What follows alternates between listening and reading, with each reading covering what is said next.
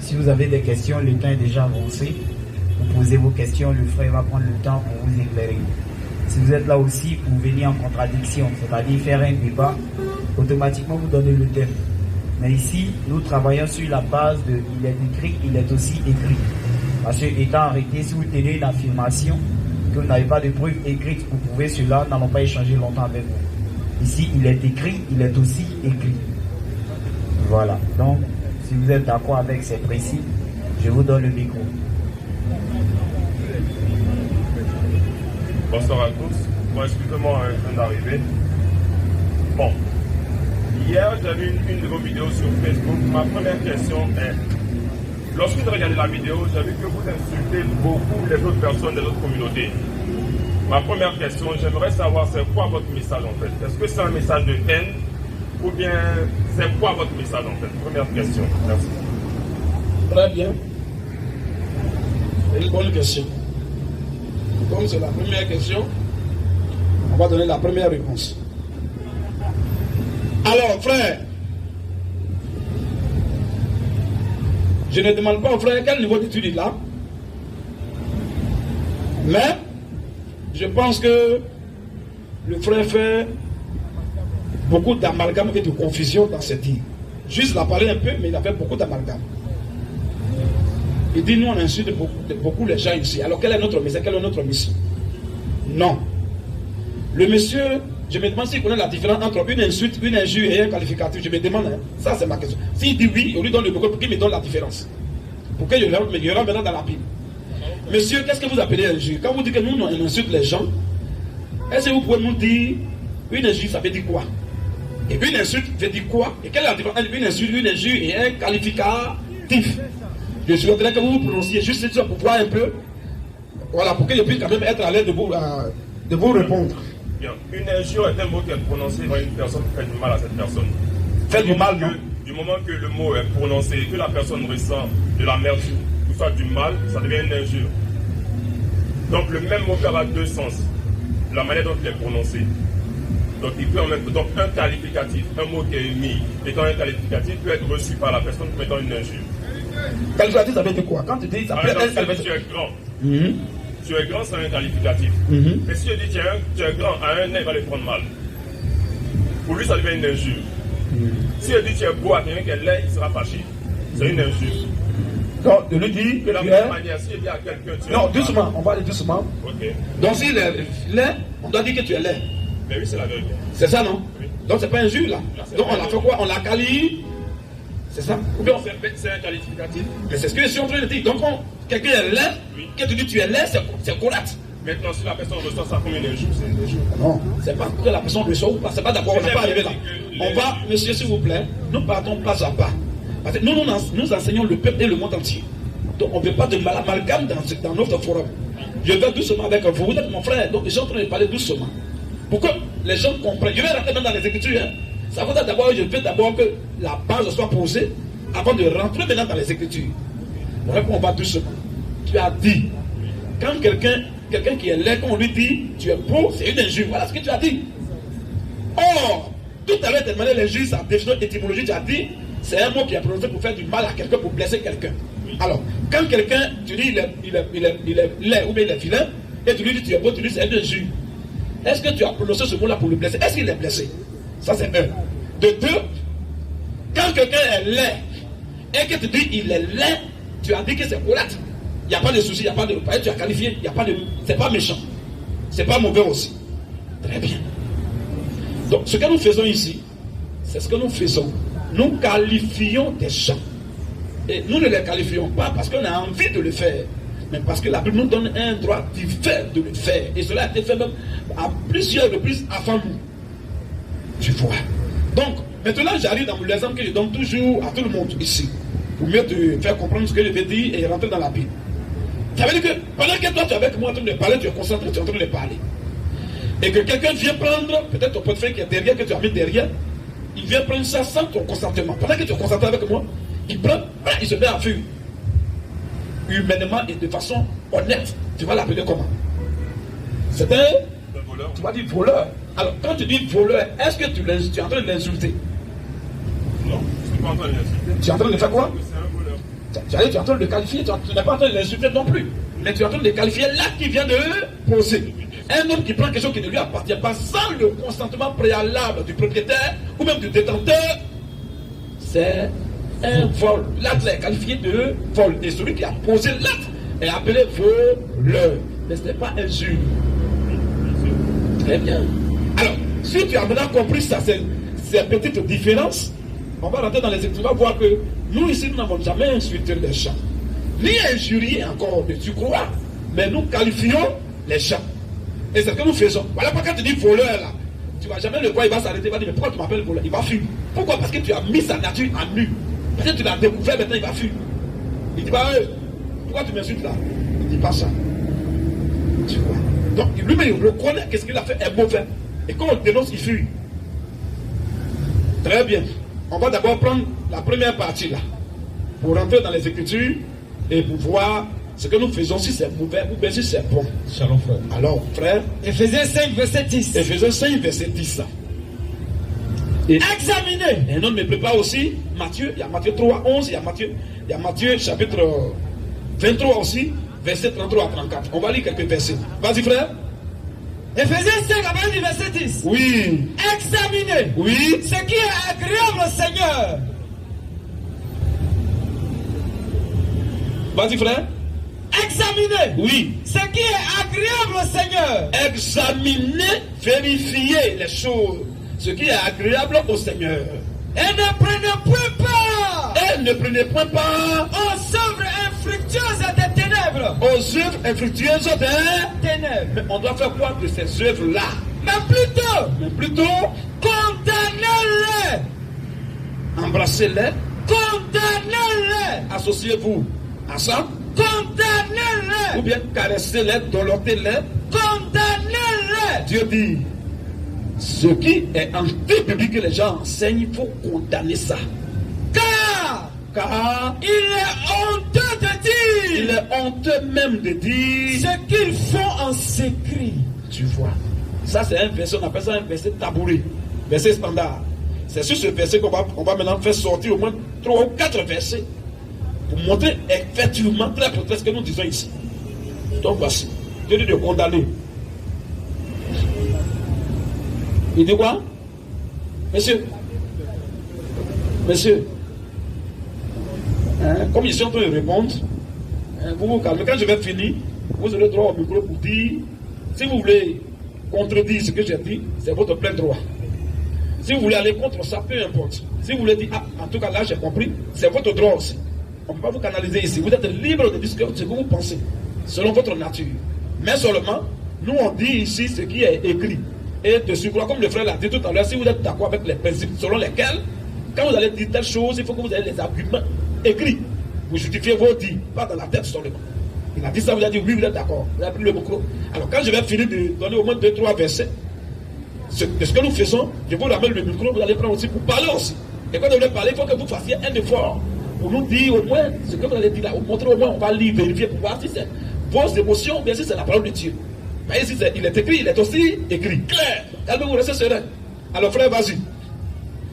Luc 13, Oui. verset 31. Vas-y, bon, on va aller d'abord ici. Vas-y, un peu frère. Isaïe 57, verset 4. On va d'abord dans l'Ancien Testament. Parce qu'il y a Ancien, il y a Nouveau. Il peut dire après, non, ça c'est le Nouveau Testament. Donc on va aller dans les 2 testaments. Vas-y frère. Isaïe 57, verset 4. Oui.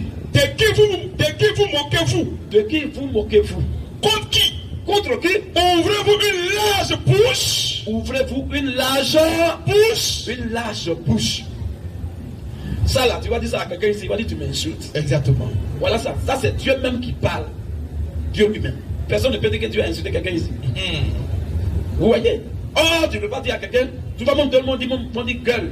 Gueule ça, ta gueule, ou bien ta bouche, ou bien ta grosse bouche. Mais Dieu l'a dit ici. Est-ce qu'on peut dire que Dieu a insulté les gens ici? Question. Dieu qualifiait des choses, des actes et des gens qu'il qualifiait.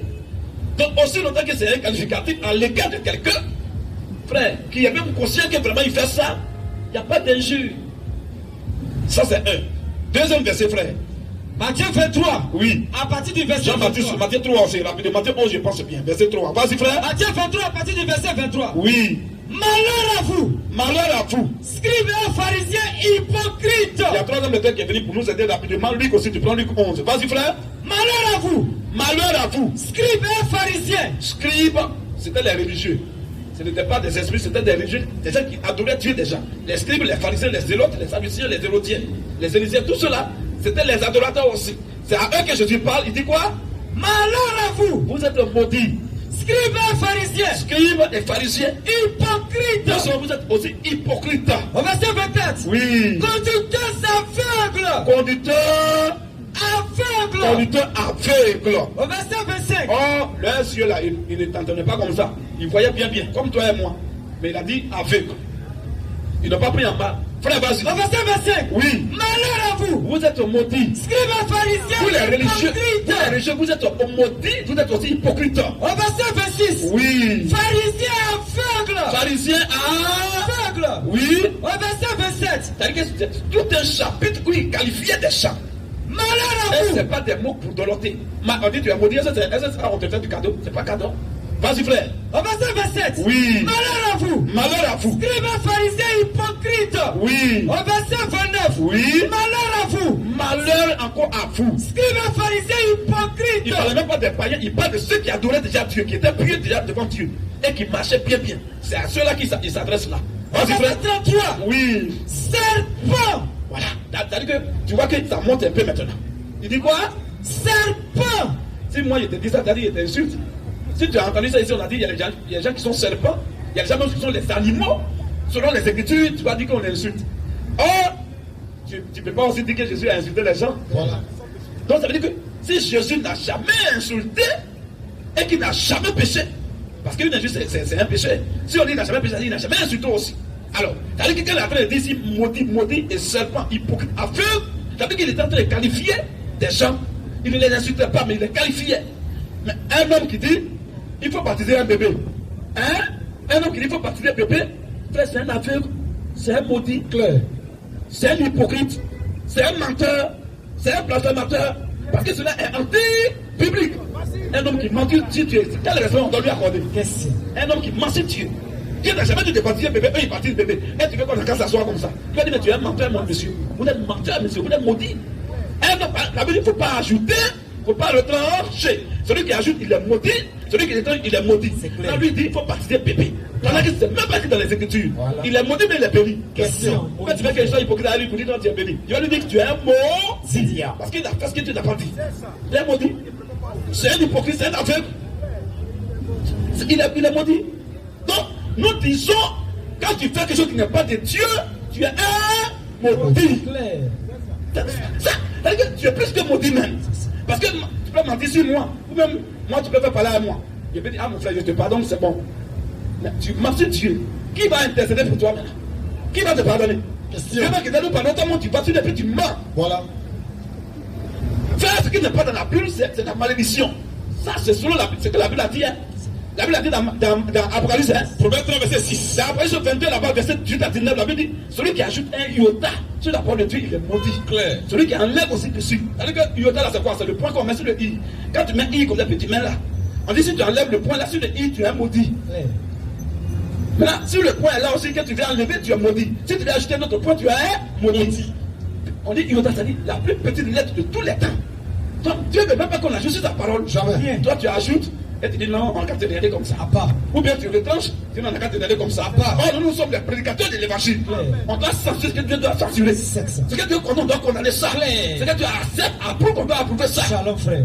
C'est ça notre mission sur la terre. C'est ça. Dis que tu viens mettre ta nature en exergue C'est aux ça. yeux de tout le monde. Clair. Pour que les gens te fuient. Clair. Que tu es un brigand spirituel. C'est ça. Un voleur. C'est ça. Un menteur. Clair. Un accapareur. C'est ça. Un hypocrite. C'est ça. Et de surcroît un maudit. Clair. Il faut dire les choses. Appelle les choses par leur nom. C'est tout. C'est ça aussi on appelle un homme de Dieu. Shalom, On frère. n'est pas là pour plaire aux gens. On n'est même pas venu pour que les gens nous suivent. Clair. On est venu pour que les enfants de Dieu reviennent à Dieu. Amen. On n'est pas venu ramasser crabe et puis caca. Non, pas. Alléluia. Vas-y un peu. 2 Timothée 4, verset 2. Vas-y un peu. Prêche la parole. Prêche la parole. Insiste en toute occasion. Il faut insister en toute occasion. Favorable. Favorable Ou non. Même si c'est pas favorable aussi. Reprends. Même si les gens sont fâchés. Même si les gens sont contre toi, il faut leur dire la vérité. Clair. Parce qu'aucun humain ne peut mettre la main sur toi si Dieu n'a pas donné d'ordre. Amen. Il n'y en a pas. Clair. cieux sur la terre. Dis-le. Si on voulait caresser l'esprit des gens, on ne serait pas allé au Cameroun, il y a les quoi là, à Ikaïda pour aller au cours, à la télévision pour voir un peu. Lui a dit la vérité là-bas. C'est ça. Ce qu'on a dit, ce n'est rien. C'est ce qu'on a dit à la télé là-bas. Je n'allais dire que j'étais choqué. Je lui ai dit, c'est monsieur. Si je vous dis, je prie de mon Dieu parce que je suis un menteur. Alléluia. Continue un peu. Prêche la parole. Prêche la parole. Insiste en toute occasion. Il faut insister en toute occasion. Favorable ou non. C'est-à-dire que les gens sont d'accord, ils sont contents. Dis-leur la vérité. Ils sont aussi fâchés. Dis-leur la vérité. Amen. Vas-y. Reprends. Censure. Alors, il dit, je pense que le monsieur connaît la différence de censurer et puis de reprendre. Vas-y, frère. Quand il faut censurer, ça veut dire quoi? Il faut interdire cela. On doit interdire ça. Quand cette chanson a été censurée par l'État, et que la chanson ne doit pas sortir. Alors, quelqu'un qui fait des choses, on doit condamner ça. C'est ça. Et en condamnant, même, on vous fait du bien. Amen. Là, vous allez voir que ceux qui vous conduisent là, c'est des menteurs. Mais si nous, on se tait, qui va vous aider? Nous, on est la lumière, on va se taire. Qui va vous aider? Question. Alors, Luc 11 et puis Luc 13. Luc 11, verset 37. Vas-y un peu. Pendant que Jésus parlait, Très bien. Jésus même, il va. Encore, c'est le modèle parfait qui est là. Quand il parle, nous tous on se tait. Il dit quoi? pendant que Jésus parlait, Pendant que Jésus est en train de prêcher, un pharisien le priait de dîner chez lui. un religieux, comme un catholique ou un musulman, est tellement fier. Il dit, non, on doit être je suis fier. Alors viens, on va manger ensemble. Il entra. Jésus est entré chez lui. Un se mit à table. Il s'est mis à table. Le pharisien vit avec étonnement. Le pharisien a vu, le religieux, là, il a vu avec étonnement Qu'il ne s'était pas lavé avant le repas. que Jésus n'a même pas lavé. Oh, il vient d'imposer les mains aux lépreux, aux paralytiques. Donc, la raison humaine aurait voulu, la logique humaine aurait voulu qu'il lave quand même la main. Mais il n'a même pas fait ça, il commence à manger. Et le pharisien est étonné, il regarde son visage. Mais le Seigneur lui dit, Mais le Seigneur reprend maintenant. vous pharisiens, Toi, pharisien, vous pharisiens, bon, et tous ne sont pas invités, c'est un seul qui t'a invité. Alors, il faut régler ton problème avec lui. Pourquoi à partir de lui, tu veux mentir toute la communauté? Pourquoi à partir d'un seul qui t'a invité, tu veux maintenant t'adresser à toute leur congrégation? Pourquoi? Et ils ont quoi à voir dedans? Vas-y un peu. vous pharisiens, Vous, pharisiens, vous nettoyez le dehors de la coupe. est-ce qu'il connaît ce qu'on appelle? Est-ce qu'il connaît même cette coupe-là? Question. Est-ce qu'il connaît aussi le dehors, le dehors, ça veut dire quoi? Question. Est-ce qu'il comprend ça? Question. Parce que c'est ça les gens ils font, les religieux c'est ce qu'ils font. Ils viennent par bonne apparence.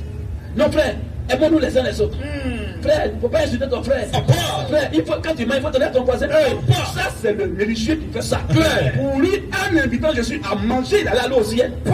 Pour lui, c'est comme ça ils sont. Voilà. Alléluia. Il veut faire de bonnes œuvres pour aller au ciel. Attention. Oh, ce qu'ils appellent même bonnes œuvres, c'est caca devant Dieu. Alléluia. Et Jésus, comme il est Jésus, malgré que tu l'as invité à manger là, il mange, mais il va te dire la vérité. Alléluia. Il dit quoi? Vous pharisiens, Vous les pharisiens, les hypocrites là, vous nettoyez le dehors de la coupe vous nettoyez le dehors de la coupe et du plat. vous faites bonne apparence. Et à Vous faites l'intérieur, des tombeaux blancs. Tu vois un tombeau là, pourquoi on plaît? Même on est allé tout récemment. Ils ont construit bien comme ça, il y a fleurs dessus. On peut même dormir. Mais ils ont mis carreau même dessus. Ils ont mis carreau bien. Mais le homme qui a moi c'était un riche. Ils ont bien mis carreau. Il dit, frère, tu peux aller dormir là-bas. Et tu seras fier. Tu seras mis en habit. Comme maison. Pourtant, il faut ouvrir maintenant. Tu vas voir ce qu'il y a à l'intérieur. C'est comme ça que Jésus traitait les religieux là-dessus. C'est quoi il leur parlait. Il faisait des tombeaux blanchis qui paraissent bien comme ça à l'extérieur, mais à l'intérieur, c'est plein de pourriture et d'ossements desséchés. Ça va, les religieux sont. C'est vrai, ils veulent parler bien devant les gens. Non. Quand il passe là, il ne peut pas tuer mon chien. Mais quand il ouvre sa bouche là, il envoie des milliards en enfer. Voilà les maudits. Frère, vas-y un peu. vous pharisiens, Vous, pharisiens, vous nettoyez le dehors de la coupe et du plat. vous nettoyez le dehors de la coupe et du plat. Et à l'intérieur de vous, Et votre enseignement là, votre doctrine là, vous êtes plein de rapines et de méchanceté. vous êtes plein de rapines. Et de méchanceté. Vous êtes plein de rapines. Et de méchanceté. La question qu'on se pose, l'homme qui t'a invité à manger, en quoi qu'il est méchant? Question.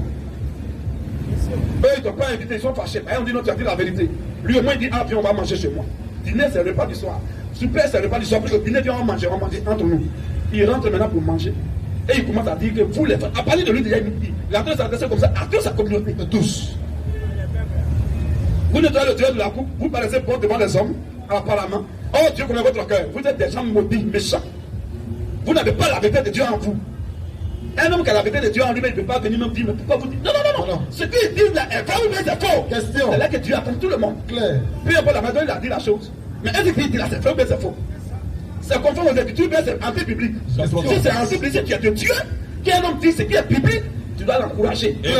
Ça, c'est comme ça un enfant de Dieu. C'est ça. Alléluia. Amen. Et c'est comme ça qu'il faisait. Tu vas voir ton exemple dans la Bible. Là. Il est ici aussi. On va voir tout à l'heure. Continue un peu. Vous êtes plein de rapidité et de méchanceté. Oui. Insensé. Bon, tout ce qu'il est en train de dire là, vous voyez, c'est pas injure. Oh, nous, on n'a même pas encore dit tout ça là ici encore. Il parle d'insensé, maudit, plein de rapine, méchanceté, hypocrisie, aveu. Tout ça, il a déjà dit ça. Jésus qui n'a jamais péché. C'est-à-dire que tous ces mots-là ne font pas partie du péché. Frère, continue un peu. Insensé. Insensé. Celui qui a fait le dehors. Celui qui a fait le dehors là. N'a-t-il pas fait aussi le dedans? Celui qui a fait votre corps. Est-ce que c'est pas lui le même qui a fait votre âme à l'intérieur? Donnez plutôt le monde. Donnez plutôt à le monde Ce qui est dedans. C'est votre enseignement que vous devez arranger. C'est votre prédication qui doit être pure. C'est ce qui sort de vous qui doit être conforme d'abord aux Écritures. C'est ça que Jésus parle. Clair. Il s'en fout de l'apparence. Vas-y un peu. Donnez plutôt le monde. Oui. Ce qui est dedans. Vas-y un peu. Et voici. Et voici. Toutes choses seront plus pour vous. Au verset 45. Verset 45. Je ne suis pas contre le frère, mais je suis en train de parler de l'esprit. Maintenant, ce qu'il a dit, c'est pas mauvais. C'est une remarque qu'il a faite, mais une remarque qu'il a faite de façon gauchiste. Voilà pourquoi il faut redresser les choses. Maintenant, ce qu'il dit, c'est pas mauvais. Mais on voit quelque part, il y a quelqu'un aussi qui était avant lui, qui a vu Jésus en train de dire insensé, méchant, vous êtes méchant, vous êtes plein de rapines, insensé. Matthieu 3. Il vient un peu hypocrite.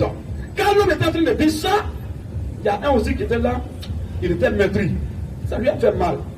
Il dit, mais pourquoi Jésus parle comme ça? Voilà. Donc il va venir faire la remarque à Jésus. Et on va voir Jésus maintenant, on va dire non, c'est pas de vous je parle, c'est lui-là qui m'a provoqué. Jésus va s'excuser, il dit non, pardon, c'est pas toi. Il dit quoi? Vas-y au verset 45. Oui. Un des docteurs de la loi. Nous on avait affaire maintenant même aux gens représentants. Jésus en sortant, il était confronté à des docteurs de la loi. Claire. Des gens qui ont doctorat en théologie. C'est ça. C'est pas n'importe qui. Les caïphes, les gamaliels, les nicodèmes. Ceux-là, c'est eux qui venaient affronter Jésus. C'est ça. Les guides religieux. D'abord, il est maté, ça ne pas avec eux là. Connaissez la loi. Ils connaissent la loi, ils connaissent la parole de Dieu. Et il dit quoi? Un des docteurs de la loi. Voilà. Un des docteurs de la loi. Pris la parole. Comme Jésus est en train de mater son gars que tu es insensé, rempli de méchanceté, de rapine, fou, hypocrite. Quand il est en train de dire tout ça, en même temps, il y a un qui a entendu les propos de Jésus, il était choqué. Il est venu faire reproche à Jésus, il dit quoi? Pris la parole et le Il y dit. a un des docteurs de la loi qui a pris la parole et qui a dit, Maître, il n'a même pas insulté, il dit, pardon, maître enseignant, oui. en parlant de la sorte, Tous les mots que tu emploies sur le frère là, quand tu parles comme ça là, c'est aussi nous que tu outrages. c'est aussi nous que tu offenses, c'est aussi nous que tu insultes. Et Jésus répondit. Outragé. Lui, il pensait que c'était outrage. Il pensait que c'était injure, comme toi tu pensais là. C'est ce qu'il a pensé. Quand tu m'outrages, tu m'offenses, tu me blesses, tu me choques, tu m'insultes. C'est ça. C'est ce qu'il était en train de dire. C'est qu'on avait compris. Hein.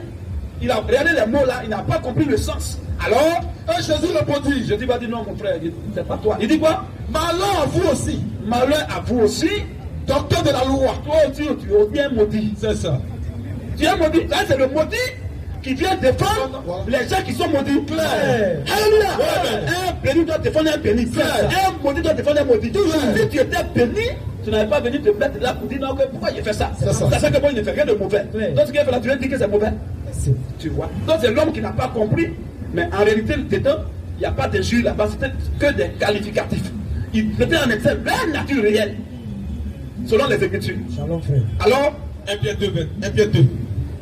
pour ne pas que le frère dise que non, ça c'est Jésus, il a le droit de faire ça. Si c'est Jésus, là c'est Jésus. Il va dire, ah c'est Jésus. Mais frère, tu dois même lire l'autre aussi, Luc 11, bas. 31 là aussi c'est important. Luc 13, 31 plutôt. Oui, prépare ça rapidement.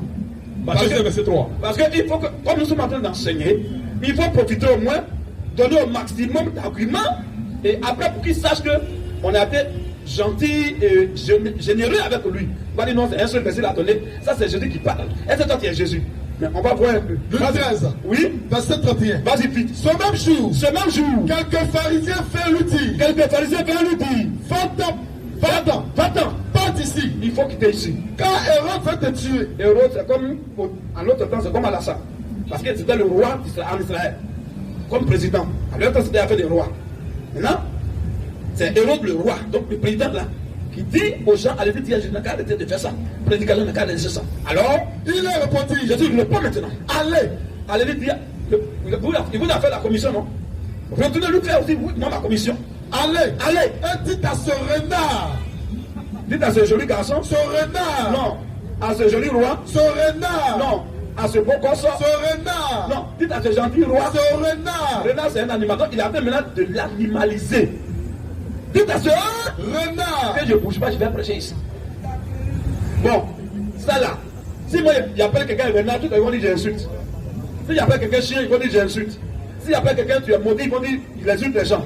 Si il dit que tu es aveugle, ils vont dire j'insulte. Mais vous ne pouvez pas aussi dire que Jésus a insulté. Or, il a appelé les gens les animaux.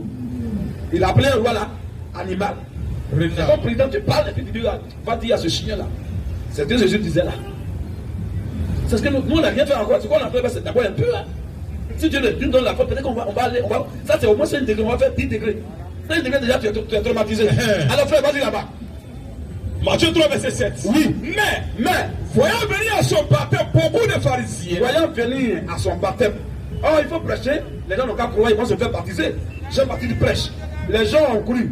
Alors, ils sont venus à son baptême, ils sont nombreux. Alors, voyant venir à son baptême, quand Jean-Baptiste a vu venir à son baptême, beaucoup de pharisiens beaucoup de religieux et de sadducéens, de musulmans et de catholiques, il leur dit, race de vipères. Race de quoi? Vipères. Race de jolis garçons. Vipères. Race de beaux garçons. Vipères. Il dit quoi? Race de vipères. Race de vipères. Petit, tu fais ça, ils vont t'attraper pour t'attacher ici. Hein. Claire.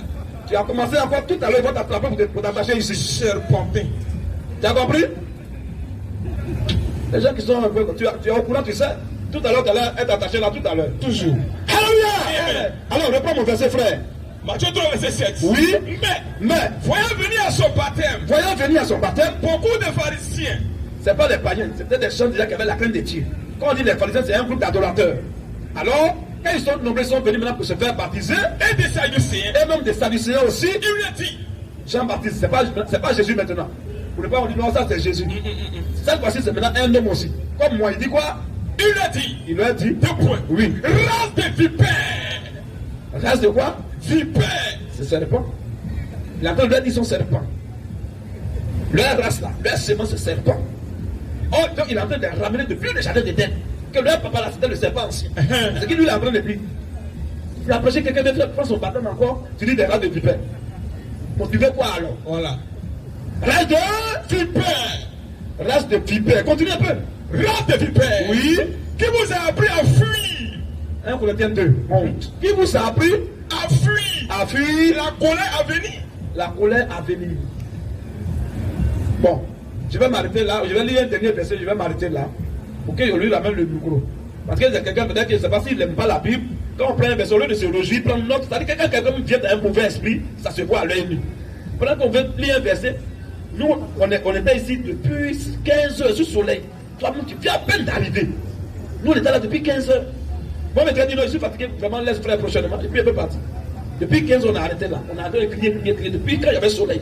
Toi, tu dis que tu viens d'arriver. On veut lire un verset. Comme si les fâchés n'aiment pas la Bible.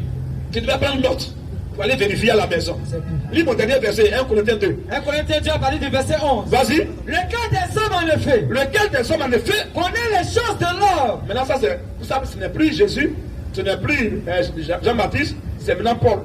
Un homme comme moi qui parle, il dit quoi?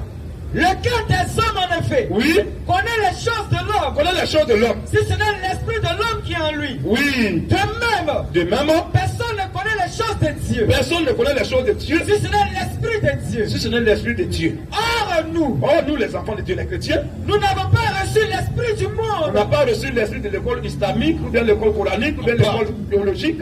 Mais l'esprit qui vient de Dieu. C'est le Saint-Esprit qui vient de Dieu. Afin que nous connaissions les choses que Dieu nous a données. Que nous connaissions les choses que Dieu nous a données par la grâce. Et nous en parlons. Et maintenant nous en parlons. Non avec des discours qu'enseigne la sagesse humaine. Oui. Mais avec ceux qu'enseigne l'esprit. Ça c'est clair maintenant, non? On passe maintenant aux choses sérieuses. Vas-y.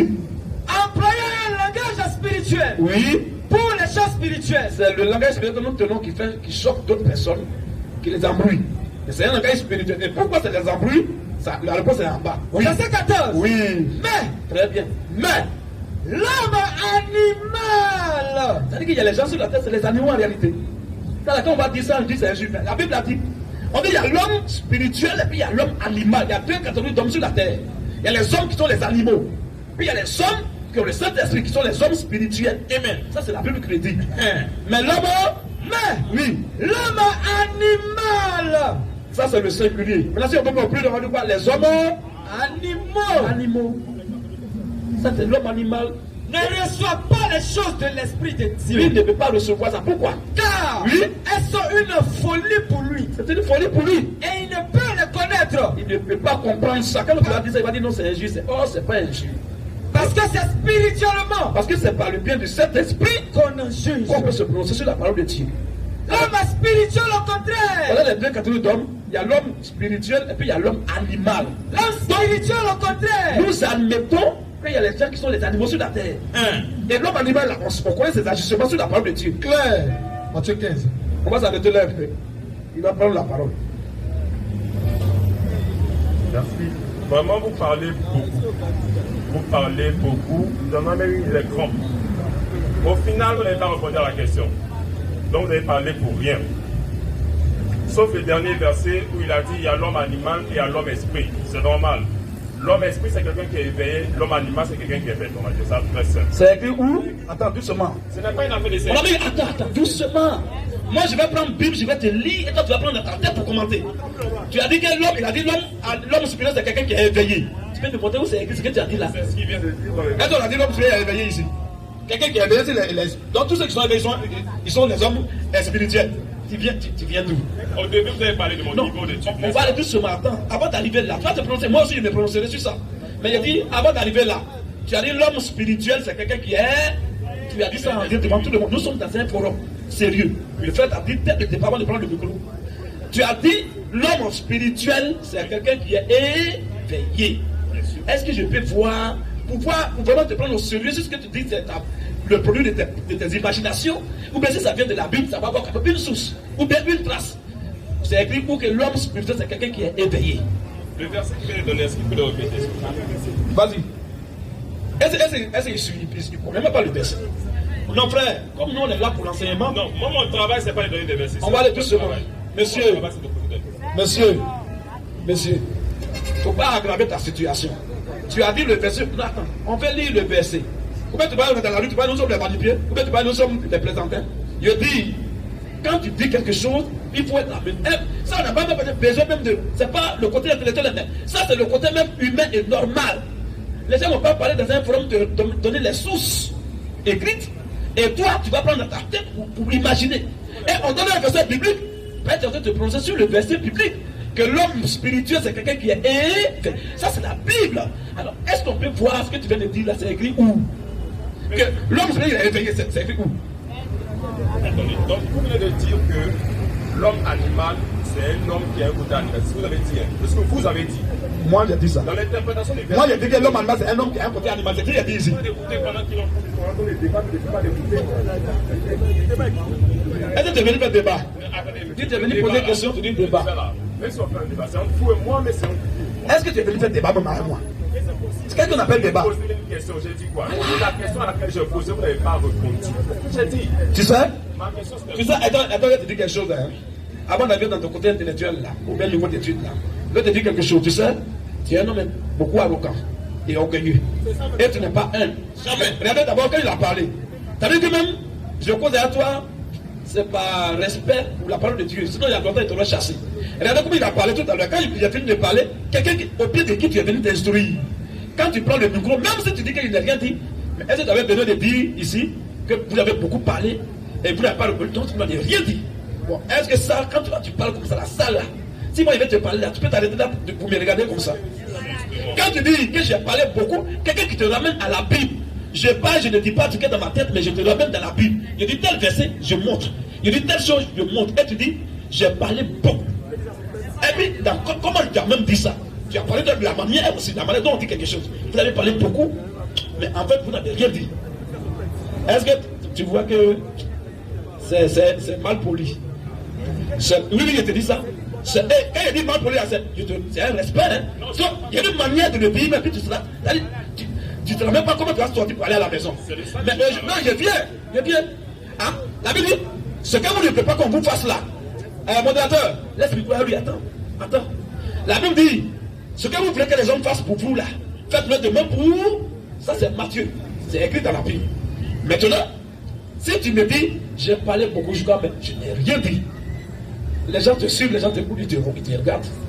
Il dit, est-ce que c'est un respect à l'égard de quelqu'un au pied de qui tu es venu t'instruire et qui prend son temps? Parce que notre temps est parti il y a longtemps. On finit ici à 21h30, 21h45.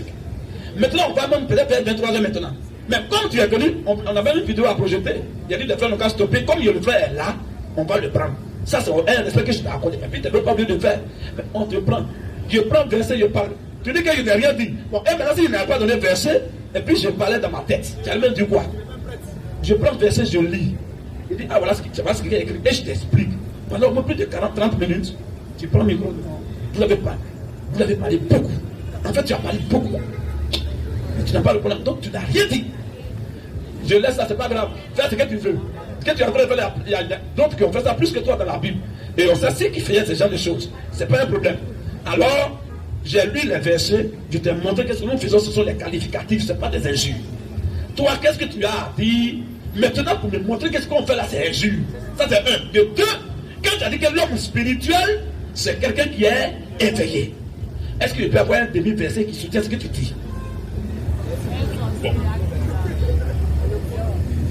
Alors, déjà la mission de Dieu. Bon, ma question c'était quel était votre message? Qu'est-ce que vous dites? Non. Monsieur, il n'a pas dit ça. Et mon ami, ou bien quand tu parles, tu oublies ce que tu dis. Cette tête que j'ai là, c'est plus que machine. Et c'est Dieu qui m'a donné ça. Je vais te dire ce que tu as dit. Quand tu es venu, tu as dit que toi, ici, là, tu vois que quand on est ici, quand nous on prête, on insulte les gens. Tu as dit d'abord, le mot est sorti de ta bouche. Avant de parler de quel est votre message, à la fin tu as dit ça. Tu as dit, mais je vois que vous condamnez, vous insultez les gens. Alors je vais savoir maintenant quelle est votre mission sur la terre. Donc tu as parlé d'abord de quelque chose avant de poser ta question. Tu as dit, on insulte d'abord les gens. Nous, on t'a montré qu'on n'insulte pas les gens. Quand on s'est prononcé, tu as dit, ah, vraiment, je ne savais pas ça, maintenant j'ai vu ça. Alors votre mission, d'abord quand je répondais, mais j'ai dit, peut-être que tu es là, mais ton esprit n'est pas là. J'ai dit, notre mission là, c'est de dire, quand quelqu'un est dans le faux, tu lui dis qu'il est dans le faux. Quand quelqu'un est parti d'un bébé, pendant qu'il se passe, on dit qu'il est maudit. C'est notre mission de se censurer, c'est qu'on doit censurer le mensonge anti-biblique et anti-doctrinal de Jésus là. On doit reprendre ça. On doit condamner ça. Oui, c'est notre mission. Donc quand il te répondait, j'ai répondu aux deux volets de ta question. J'ai répondu que ce qu'on dit, c'est pas injuste parce que voilà ce qui est écrit dans la Bible. Maintenant, notre mission, c'est de censurer ça. Quand on voit quelqu'un qui est dans le faux, même s'ils sont beaucoup, on vous laisse, ils sont dans le faux. Et on s'en fout. Et il a dit, personne ne peut mettre la main sur un homme de Dieu si Dieu n'a pas donné le feu vert. J'ai dit ça. Et Dieu, on allait au Cameroun, on a fait la même chose. Mais tu n'étais pas là quand je parlais. J'ai plus que répondu à ta question. J'ai plus que répondu à ta question. Merci beaucoup. L'homme spirituel, il est éveillé. S'il n'y en a pas que tu as menti, reconnais que vraiment j'ai menti. Et puis on va bien te prendre au sérieux. Mais aussi longtemps que tu ne vas pas reconnaître ce que tu as dit là, tu vas me montrer où c'est écrit que l'homme spirituel est éveillé. C'est tout. Bon, comme je vous l'ai dit, les versets, c'est vous qui devez les connaître. Moi, je viens vous poser les questions. Voilà. Maintenant, ce que moi je sais, un homme de Dieu, on se base sur le verset Matthieu 19. Matthieu 29, verset 19. Matthieu 29 dans la Bible. Matthieu 28, pardon, verset 19. Où il a dit, allez et faites de toutes les nations des disciples. Vous voyez? Donc moi je me dis quoi? Ce que vous dites, vous avez dit que bon, vous condamnez ce que les autres vont vous décrier. Mais en fait, dans l'explication que vous avez, par les versets que vous avez donné, ce sont plutôt les leaders que vous devez condamner. Parce que vous devez amener le peuple de cette communauté-là à vous suivre. Donc je pense que vous faites mal en fait en disant des médisances sur le peuple. Le fait est que, moi lorsque j'ai vu la vidéo, lorsque j'ai vu la vidéo hier, sérieusement moi j'étais énervé. Parce que c'était une vidéo où vous avez dit les gens sont des bâtards, les catholiques sont des bâtards, les musulmans sont des chiens et tout ça. Donc moi ça m'a choqué. La vidéo je l'ai vue hier. La sagesse aurait voulu, moi-même si j'étais à ta place, bon, vraiment un bon. Si moi j'étais à ta place là, même si c'est toi qui prêches, et puis tu as dit de telles choses, et que moi je sais que ça m'a choqué, les apôtres ont fait la même chose. Frère Matthieu, quelqu'un que tu voulais lire là, ils ne sont pas allés dire maintenant que vous insultez les gens. Mais ils sont venus te demander, mais pourquoi tu dis de tels mots? Pourquoi tu dis de telles expressions? C'est ce que tu dis, ah frère, quand on dit que les catholiques sont des bâtards là, c'est écrit où? Quel verset dit qu'ils sont bâtards? Ou bien quel verset dit que ceux qui sont dans le fond sont des bâtards? Si vous n'avez pas montré dans la Bible, là tu peux dire vraiment vous n'êtes pas sérieux. Mais tu viens te dire, tu as pris ta décision dans ta tête. Et tu es venu affirmer des choses sur nous pour insulter les gens. Si tu as dit, ah, est-ce que quand tu es bâtard, est-ce que ce n'est pas injure par exemple? Ou bien est-ce que ce n'est pas une injure ça? Là on peut dire, ah, c'est injure, mais ce n'est pas injure. Mais tu as déjà affirmé. Tu n'as pas posé de question. Tu as dit, vous insultez des gens. Et tu as répété même encore. Quand on dit les quartiers sont des bâtards, mais tu n'as jamais vu ça dans la Bible. Ils sont plus que bâtards même. Et la Bible l'a dit. Au moins tu poses question. Ah, et puis on va t'interroger. On va t'aider. Mais quand tu affirmes, c'est que tu sais sur quoi tu es assis. C'est que tu as des arguments. Oh, je vois que tu n'as même pas. Même sable, même tu n'as pas. Sable, même tu n'as pas. C'est mon père. Alors, voilà ce que les apôtres vont t'aider à faire ce que tu devais faire. Frère, vas-y, Matthieu 15. Matthieu 15, verset 12. Oui. Alors, ses disciples s'approchaient. Les disciples de Jésus se sont approchés. Et lui dit, Ils lui ont dit quoi? sais-tu que les pharisiens ont été scandalisés? Voilà. C'est-à-dire que tu étais fâché, tu étais scandalisé, tu étais choqué. Il dit, est-ce que tu sais que quand tu prêches là, il n'a pas dit que les guides religieux. Autrement, tout ce que tu dis même là, tout est hors sujet. C'est écrit pour que Jésus s'apprenait uniquement aux guides religieux. Donc, quand il parlait vous, tout il parlait là, c'était seulement les guides religieux. Même Jean-Baptiste, on dit il a vu les pharisiens venir dans son baptême, les sadducéens. On n'a pas dit les guides religieux. Tout ce que tu dis, tout est hors sujet. Alors, continue frère.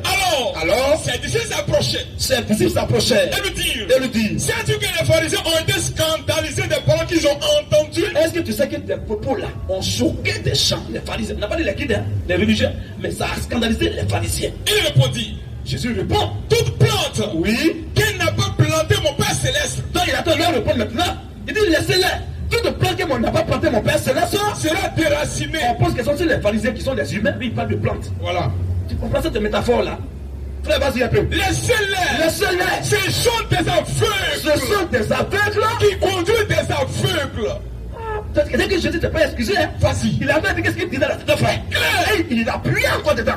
Laissez-les. Ce sont des aveugles. Qui conduisent des aveugles. Vas-y un peu. Si un aveugle conduit un aveugle, ils tomberont tous deux dans une fosse. C'est toi-même qui conduis et lui-même qui a conduit. On dit vous deux en enfer. Direct. Frère, voilà la bonne manière qu'ils ont. Ils n'ont pas dit à Jésus, mais pourquoi tu insultes les gens comme ça? Mais pourquoi tu fais ça? Ils n'ont pas dit ça. Ils disent, mais est-ce que tu sais que les pharisiens là, quand ils entendent tes propos là, vraiment ils sont scandalisés, ils sont choqués. Dieu a dit oui, mais la vérité doit toujours choquer. Et il est allé dans le sang, en les apprenant aveugles encore. Frère, toi-même là, qu'est-ce qui est d'accord avec toi depuis que tu as arrêté là? Tu es venu faire des reproches pendant que toi-même tu es pire même que ceux à qui on fait des reproches. Tu vois un peu. Moi je souhaiterais que un homme normal, même si tu es un intellectuel, mais tu sais que l'intellectuel, il ne parle pas parce qu'il faut parler. Quand il parle, il a au moins des preuves. Même si ce n'est pas forcément biblique, mais il a au moins des preuves historiques. Quand tu parles, donne-nous une source. Tu dis non que c'est à moi de lire les versets et à toi de poser des questions. Quand il va te demander c'est écrit où, tu vas dire encore que c'est compliqué. Jésus là, c'est lui qui répond aux questions. Mais il y a des moments où il pose aussi des questions. Et même il répondait souvent certaines questions par des questions. Donc il est un faux Jésus.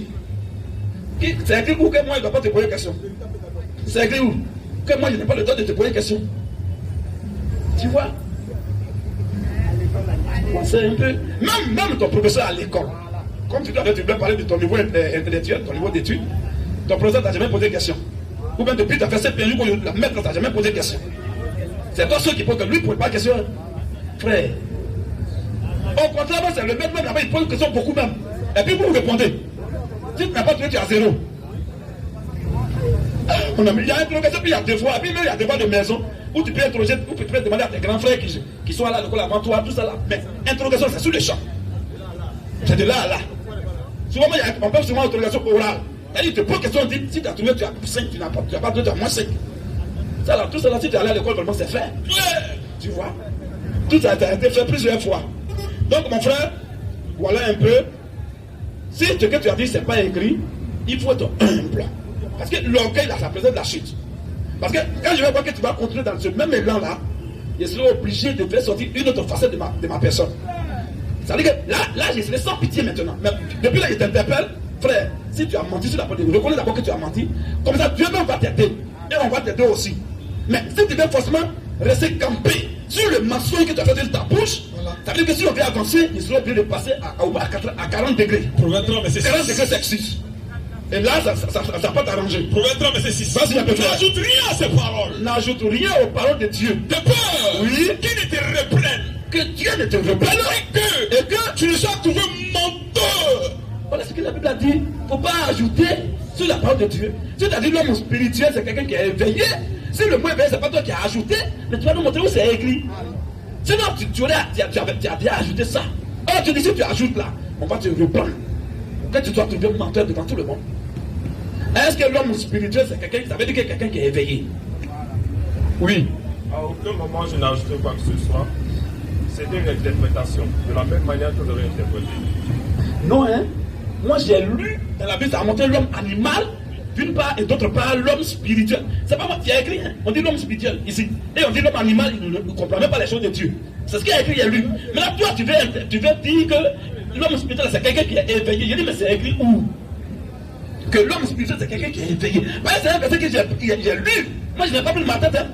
C'est 1 Corinthiens chapitre 2, verset 11 jusqu'au verset 14 qu'on a lu. On dit, mais l'homme animal ne reçoit pas les choses de l'Esprit de Dieu parce qu'elles sont une folie pour lui. Et il ne peut les connaître. Mais l'homme spirituel, au contraire, voilà ce qu'il y a écrit, juge de tout. Donc il y a l'homme spirituel, puis il y a l'homme animal. Est-ce que l'homme animal ou bien l'homme spirituel là, ça veut dire que quelqu'un qui est éveillé? Si moi je suis éveillé que je ne dors pas, toi tu es éveillé, ça veut dire que tu es l'homme spirituel. C'est ce qu'il veut comprendre. Aide-nous. Il y a les gens qui vont veiller ici, ils sont des hommes spirituels. Il y a les gens qui ne dorment pas, même les vigilants ne dorment pas. Ils veillent, donc ils sont les hommes spirituels. Alors explique-nous un peu quand tu dis l'homme, c'est quelqu'un qui est éveillé là. Faut nous expliquer ça. Ça veut dire quoi? Donc, un homme spirituel, comme je le disais, c'était une interprétation que je donnais. Le micro un peu. Pardon, donc c'était une interprétation que je donnais. La même chose, lorsqu'on lit un verset, on interprète, c'est ce que vous avez fait. Vous avez interprété le verset pour expliquer ce que le verset veut dire. De la même manière qu'on dit, un homme spirituel, un homme qui a reçu l'Esprit de Dieu, pour soit un homme spirituel, c'est quelqu'un qui peut comprendre ce que Dieu dit. Et un homme animal, ou soit un homme sauvage, c'est quelqu'un qui ne peut pas comprendre ça parce que c'est une folie pour lui. Ça dépend du niveau de spiritualité. C'est comme on dit, un religieux et un homme éveillé également. Bon, un homme spirituel, comme on dit. Frère, ça veut dire que toi-même, tu vas de mal en pire. Le mot, tu dis que tu as un niveau d'étude que tu voulais réguler tout à l'heure. Tu voulais dire devant les gens. Ça sent mauvais. On dit, même niveau CE1, on dit l'homme spirituel, c'est quelqu'un qui a l'esprit de Dieu. C'est quelqu'un qui a l'esprit, qu'on a dit l'homme spirituel. Et maintenant l'homme animal, c'est celui qui n'a pas l'esprit de Dieu. Toi, ton explication là, comme il n'a pas l'esprit de Dieu, là, il ne peut pas comprendre les choses de Dieu. Ça, c'est écrit. Maintenant, quand tu dis, ça veut dire que quelqu'un qui est éveillé, il a dit, mais c'est écrit où? Même si ce n'est pas dans ce verset, mais dans quel verset c'est écrit que l'homme spirituel est éveillé?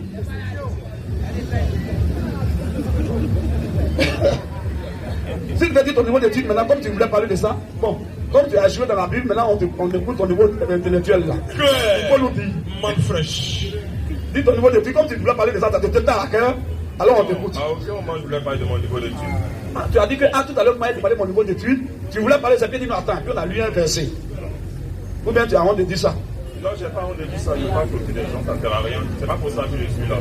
Je suis là parce que vous avez dit des choses. Je suis venu vous poser des questions. Non, ton côté intellectuel, ça peut nous aider un peu parce que par tes questions et par tes explications, ça dépend de ton niveau vraiment d'étude.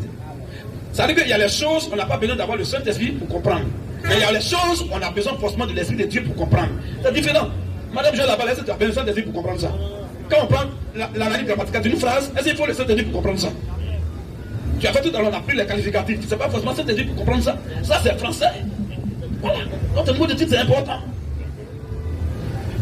Donc, on t'écoute. Non, je suis ingénieur en informatique. Non, je n'ai pas dit tu es quoi, hein. J'ai dit, tu vois, encore, tu as une question intéressante, tu rentres en bouche. Mon niveau d'études. Écoute-moi. Je suis ingénieur d'informatique. C'est pas une profession, je suis désolé. Mon ami.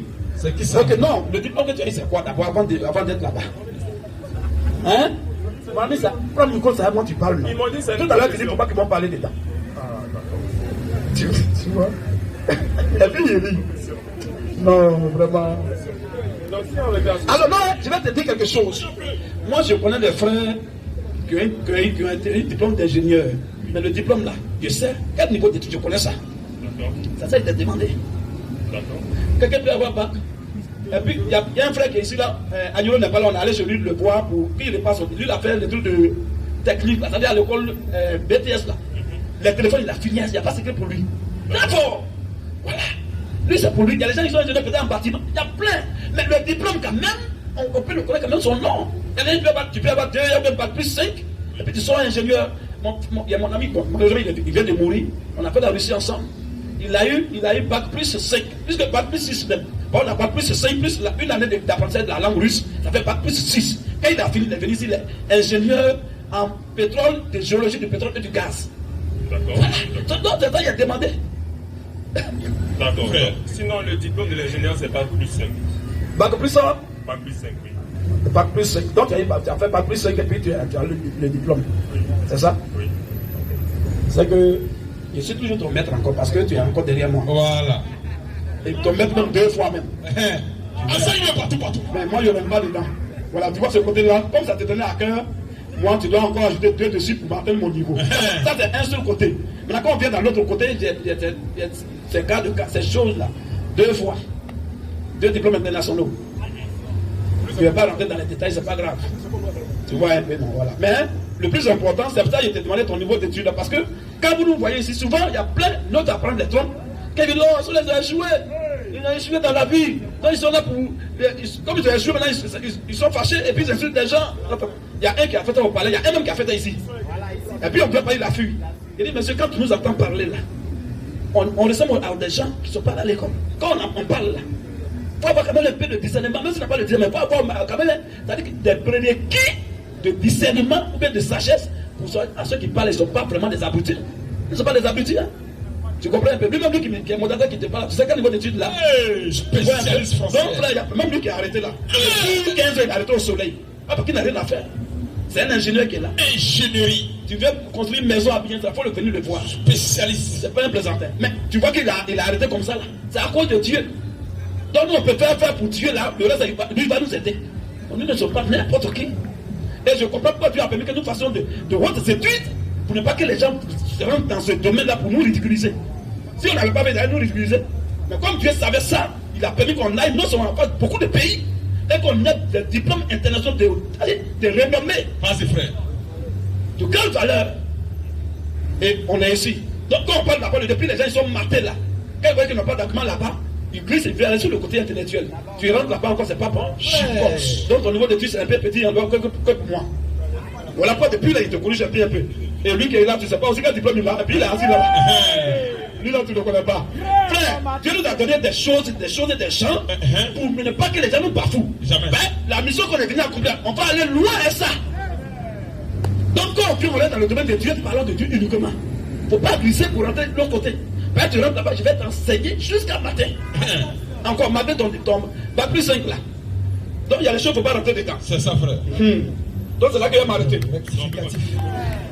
Je vais continuer. Si tu as donné. Non, première question, moi, ça va.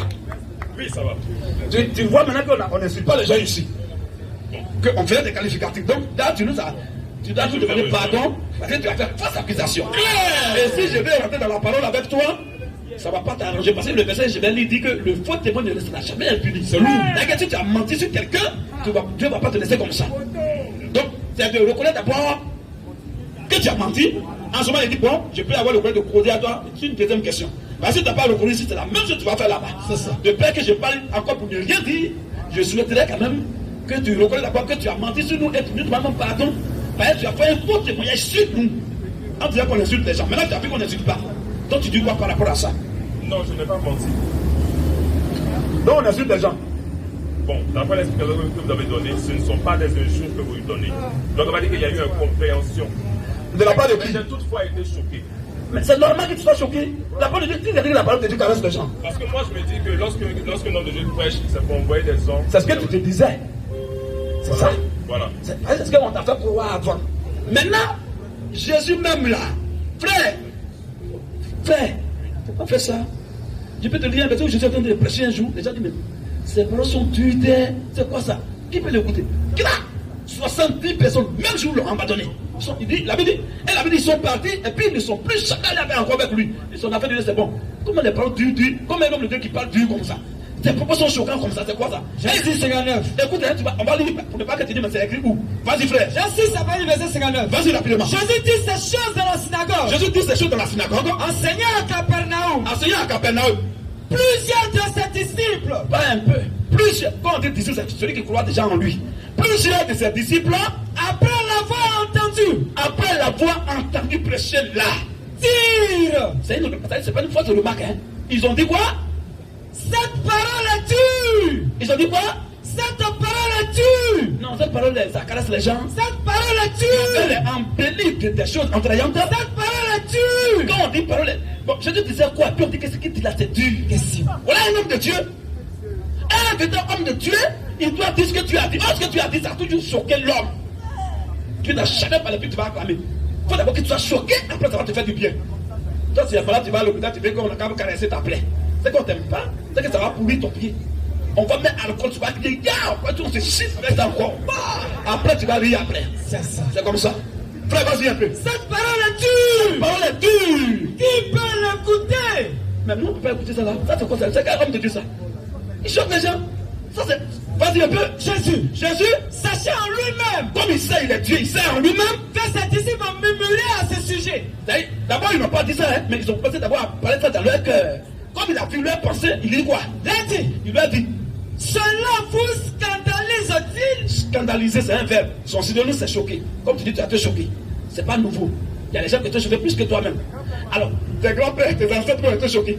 Mais tu vois ici, ils ont été choqués. Et ils sont venus maintenant. Je te dis quoi? Cela vous scandalise. Et il a même. Donc ça vous choque déjà. Petit truc là déjà là. Ça, ça vous choque. Et quand je vais monter à 20 degrés, vas-y un peu. Et si vous voyez le Fils de l'homme, et si vous voyez le Fils de l'homme, monter où il était auparavant. Donc il est en train de dire qu'il était au ciel avant de venir sur la terre. Monter où il était au. Vas-y un peu. Mais il en a parmi vous. Quelques-uns qui ne croient point. C'est-à-dire que eux là, tout ce que je vais dire là, eux ils vont aller en enfer. Vas-y un peu. Car Jésus savait dès le commencement. Commencement de quoi? Puisque Jésus parlait de Nouveau Testament, il n'avait pas encore été rédigé. Mais l'Ancien Testament était sous forme de rouleau. Où il a dit, il a pris le rouleau d'Ésaïe. Donc c'était sous forme de rouleau. Maintenant, il y a un seul commencement, Dieu créa les cieux et la terre. Mais on dit, Jésus savait dès le commencement qui étaient ceux qui ne croiraient point. Et qui était celui qui le livrerait. Bon, dès le commencement de quoi? Attends que lui sait quelque chose dès le commencement. Commencement de quoi? Continue un peu. Et il ajouta. C'est pourquoi je vous ai dit. C'est pourquoi je vous ai dit. Que nul ne peut venir à moi. Si que nul ne peut venir à moi. Si cela ne lui a été donné par le Père. Si cela ne lui a été donné par moi, ma divinité, ma position supérieure. Au verset 66. Vas-y un peu. Dès ce moment précis, net. Plusieurs de ceux qui pensaient croire en lui se retiraient. Et ils ont fait quoi? Et il n'en est plus avec lui. Il dit que ces paroles choquent. Donc, il dit qu'ils ne vont pas. Eux, ils veulent les paroles attrayantes. Les paroles mielleuses, quoi. Ils vont dire, mon frère, tu vas te marier. Viens Jésus. Tu vas avoir visa. Viens Jésus. Tu vas avoir compte bancaire. Viens Jésus. Là, ils vont dire, oh, mais c'est un vrai homme de Dieu, il est puissant. Marier la main de Dieu. Il est puissant. Maintenant, Jésus a commencé à mater. Hier, il avait fabriqué pain. Il a mis le pain, ils ont contents. Ah ouais, c'est un homme de Dieu. Ah, il donne à manger. Quand il est venu, il a commencé à chicoter dans leur côte là. Ils sont allés, ils l'ont abandonné et dit, on ne va plus à lui. Ça, c'est quel homme de Dieu qui parle et puis il choque les gens. Jean 10, 19. Frère, c'est bon. Donc voilà. Merci beaucoup. Maintenant, est-ce qu'on insulte des gens ou bien on qualifie des gens? Il faut qu'on fasse une transition avant de passer à ta deuxième question. On n'aboutit pas de question en question. Hein. Parce que comment tu as fait? Bon, il ne va pas rentrer dans ce domaine-là.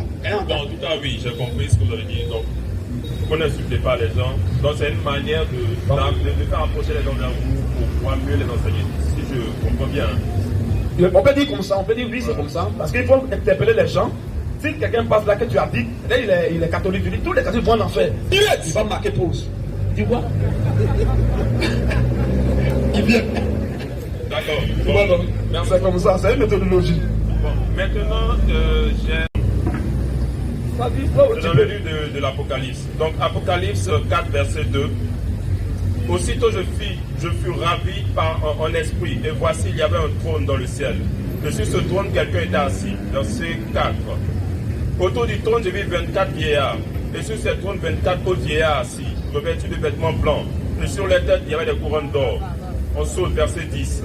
Les 24 vieillards se prosternèrent devant celui qui était assis sur le trône, et ils adoraient celui qui vit au siècle des siècles, et ils jetèrent leur couronne sur le trône, devant le trône en disant, verset 11, tu es digne, notre Seigneur et notre Dieu, de recevoir la gloire et l'honneur, la puissance, car tu as créé toutes choses, et c'est par ta volonté qu'elles existent et qu'elles ont été créées. Donc là, on est d'accord qu'il s'agit de Dieu, n'est-ce pas? Maintenant, Apocalypse 5, verset 2. Et j'ai vu un ange puissant qui cria d'une voix forte, qui est digne d'ouvrir le livre et d'en rompre les sceaux. Verset 5. Et l'un des vieillards m'a dit, ne pleure point. Voici le lion de la tribu de Juda, le rejeton de David, a vaincu pour ouvrir le livre et ses 7 sceaux. De ce que je sais, le lion de la tribu de Juda, c'est Jésus. Au verset 6, on nous dit, et je vis au milieu du trône, et des 4 êtres vivants, et au milieu des vieillards, un agneau qui était assis et immolé. Oui. Et il avait 7 couronnes et 7 yeux. Pour lui, ce qu'il y a là-bas, c'est pas couronne. Il a 7 cornes, pardon. Voilà. 7 cornes et 7 yeux. Et qui sont les 7 yeux. 7 yeux. Mais 7, il n'y a pas S à la fin. Quand on dit 7 yeux, tu vois que la liaison est mauvaise. 7 yeux, est-ce qu'il y a S à la fin des 7 là? Bon, on dit 7 yeux. 7 yeux, voilà. Qui sont les 7 esprits de Dieu, envoyés par toute la terre. Il vint et il prit le livre de la main droite de celui qui était assis sur le trône. Ça, c'est le verset 7. Oui. Donc, verset 8. Quand il prit le livre, il eut pris le livre, les 4 êtres vivants et les 24 vieillards se procédèrent devant l'agneau, tenant chacun une harpe et les coupes d'or remplies de parfums qui sont les prières des saints. Verset 9. Et il chantait d'un cantique nouveau en disant, tu es digne de prendre le livre, d'en ouvrir les sceaux, car tu as été immolé et tu as racheté pour Dieu par ton sang des hommes de toute tribu, de toute langue, de tout peuple et de toute nation. Tu as fait d'eux un royaume de sacrificateurs pour notre Dieu, et ils régneront sur la terre. Celui qui vaincra héritera ces choses. Je serai son Dieu et il sera mon fils. Je ne comprends pas cette partie. Merci. Quelle partie? En bas là seulement là? Non, tout le lot, parce que dans ma compréhension, je vois 2 entités. Donc on parle d'abord d'une personne qui est assise sur le trône. Donc là on l'identifie à Dieu. Et on nous dit au milieu de la pièce, il y a un agneau qui était le lion de la tribu de Juda. Et donc on sait que celui-là, d'après les interprétations, c'est Jésus-Christ. Parce que c'est lui qu'on appelle le lion de la tribu de Juda et tout le reste. Donc ça fait 2 personnes différentes dans le même endroit. Alors qu'on nous dit que Jésus est Dieu. Donc je ne comprends pas en fait. Je comprends, on va t'aider. Merci. On va t'aider rapidement avec un seul verset. Prends d'abord, prends Zacharie. Toi tu prends Zacharie 3 même, rapidement. Il y a Zacharie 3, verset 1er. Zacharie 3, 1. Oui. Il m'a fait voir Josué. Frère, tu as dit que quand on lit, on a l'impression. C'est toi, hein. Sinon, normalement, le bon français aurait voulu qu'on dise j'ai l'impression. Tu vois, quand tu dis je vois, non, on ne voit pas. Nous, on ne voit pas. C'est que tu vois là. Alors, donc ici, l'agneau qui a été immolé, il y avait quelqu'un qui avait d'abord l'apparence d'un fils de l'homme. Puis il y a quelqu'un qui était là, aussi sur le trône. C'est ça, non? Donc, même c'est l'impression de voir 3 personnes. Mais ce n'est pas grave. Alors, ton problème, quand on dit Jésus est Dieu, tu dis celui qu'on a vu là-bas, l'autre côté là, c'est Dieu. Maintenant, l'agneau de Dieu, le lion de la tribu de Juda, ça c'est Jésus. Maintenant, Dieu là, comme tu n'as pas cru c'est Dieu là, veut dire quoi? Dieu, c'est un sujet de louange. Non, pas sujet. Dieu, il adore qui? Il loue qui? Sujet, ça veut dire personne à qui on fait la louange. Non, c'est mauvais français. Écoute-moi. Quand tu dis sujet, quand tu fais phrase là, on connaît le sujet là, c'est celui qui fait la chose. Mais est-ce que Dieu, il adore qui? Donc le sujet, c'est toi. Maintenant, lui, il est l'objet. Dieu est l'objet d'adoration, l'objet de louange, mais nous sommes les sujets. Amen. On dit les vrais adorateurs, adorons Dieu en esprit. Est-ce que Dieu adore quelqu'un? Question. Et puis il va être sujet. Dieu n'a jamais été sujet. Dieu est l'objet d'adoration. Amen. C'est écrit dans la Bible. Dieu est l'objet d'adoration. Mais c'est nous qui sommes les sujets de l'adoration. Nous on adore Dieu, est-ce que Dieu nous adore? Puis il va être sujet. C'est Dieu qui a adoré, non? C'est lui qui est l'objet là. L'objet de notre adoration, c'est qui? C'est Dieu. Ou bien? Donc c'est un mauvais français. Si tu étais mon élève là, tu avais moins 20. Claire. Maintenant, oui, moins 1000 même. Claire. Si tu parles encore moins, moins encore. Ouais. Alors, donc c'est comme ça, nos frères. C'est ça. Et ça, c'est pas le côté intellectuel. Ça, pardon, c'est pas le côté spirituel, c'est le côté intellectuel. Tu montes, tu descends. Là, tu ne peux pas aller contre ça. Tu vas monter, tu vas descendre. Si tu vas contre ça, peut-être c'est l'orgueil qui va faire. Mais arrêtez, quand tu vas rentrer chez toi, tu vas voir que tu as pris des bons cours ici de français, niveau élémentaire, donc tu vas même me payer un peu. Donc comme c'est celui-là pour faire de Dieu, je laisse ça. Sinon, si tu vas dans la rue, il est encaissé. C'est ça. Maintenant, on revient. Alors, Dieu n'est pas sujet d'adoration, mais il est l'objet de notre adoration. Qui moi j'adore, c'est Dieu. C'est mon objet d'adoration, c'est Dieu. Très bien. Donc ça, c'est une connexion partielle.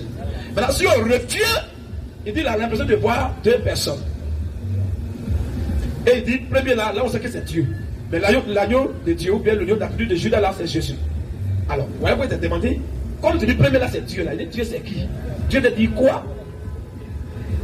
On n'est pas conduit, on va l'aider rapidement pour avancer. Il ne peut pas donner bonne réponse. Alors, Dieu là, c'est un objet d'adoration. Et ceux qui l'adorent sont les sujets.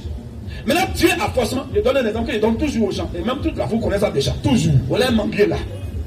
Si j'adore ce manguier, il devient mon Dieu. Pourquoi? Parce que mon objet d'adoration, c'est le manguier. Donc, manguier est mon Dieu. Mais si on dit il s'appelle comment, je ne vais pas dire il s'appelle Dieu. Non. Son nom, c'est manguier. Voilà. Donc, Dieu doit forcément avoir un nom. On va pas te demander, quand tu dis premier là, c'est Dieu là, ça veut dire quoi? Quel est son nom? C'est là qu'il voulait t'emmener. Ben, le même Dieu a dit à Moïse, quand Moïse a dit, mais tu dis que tu m'envoies, tu es Dieu, tu m'envoies où? Si je vais là-bas, et puis on me demande, mais Dieu qui t'envoie, quel est son nom? Ah, ça veut dire Dieu a forcément un nom alors. Donc Dieu, voilà. Donc maintenant, quand tu dis celui que tu as vu premier là, c'est Dieu là. Son nom c'est quoi? Oui?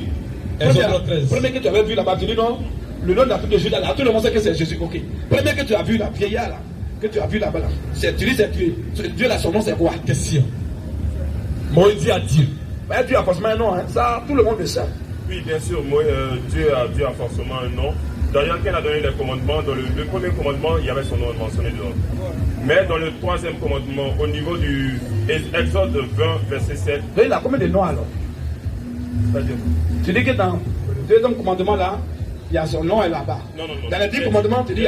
Voilà, dans les 10 commandements, dans le premier verset, il a dit son nom. Il a dit son nom. Le premier verset. Ok. Donc, c'est ce nom-là qui est révélé dans le Nouveau Testament. Non, je suis en train de répondre. Donc, c'est un deuxième nom. J'ai dit, oui. Dans le premier verset, dans le premier commandement, il a donné son nom. Maintenant, dans le troisième commandement. Lisez-moi le premier commandement là. Premier commandement. Exode 20, oui. On va dire verset premier. Il dit quoi? Alors Dieu prononça toutes ces paroles en disant. Alors Dieu, toujours attribué. Continue un peu. Je suis l'Éternel, ton Dieu. Voilà. C'est ça? Voilà, merci. Donc, on a le troisième verset. Non, attends d'abord. On a lu d'abord ça. C'est le verset en question. Je suis l'Éternel, non? Je n'ai jamais dit que l'Éternel était le nom de Dieu. Mais tu dis quoi? J'ai dit, oui. Dans le premier commandement, il a dit son nom.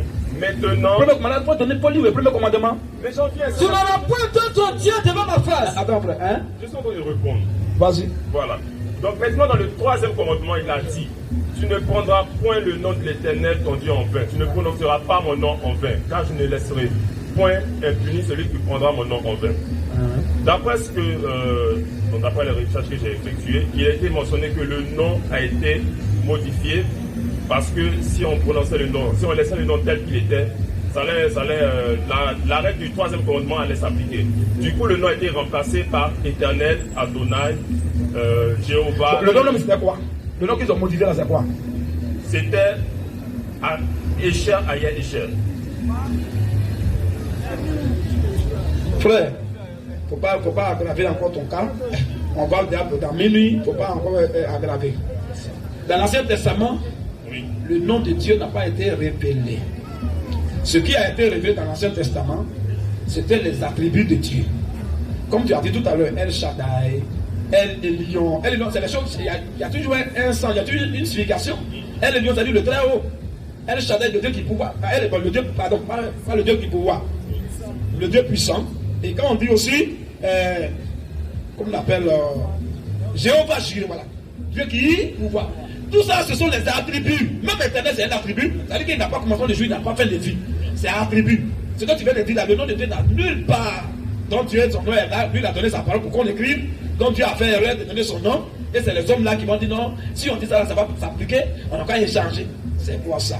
Isaïe 52:6. Oui. C'est pourquoi. C'est pourquoi. Mon peuple.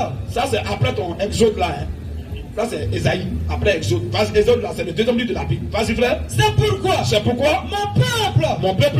Connaîtra mon nom. Mon peuple connaîtra mon nom. Or, exode où tu dis ton nom a été révélé là, est venu avant Isaïe. Alors, si le nom était déjà révélé, que c'était connu là-bas, mais on n'avait pas dit mon peuple connaîtra encore mon nom. Quel nom encore il met au futur qui n'est pas encore connu? Tu vois? Donc, il ne faut pas confondre attribut avec le nom de Dieu. Dieu a plusieurs attributs, plusieurs titres. Il a un seul nom. Même toi au quartier, il y a des gens qui peuvent t'appeler vieux père, vieux mongol, grand frère. Tout ça, c'est des attributs qui te reviennent.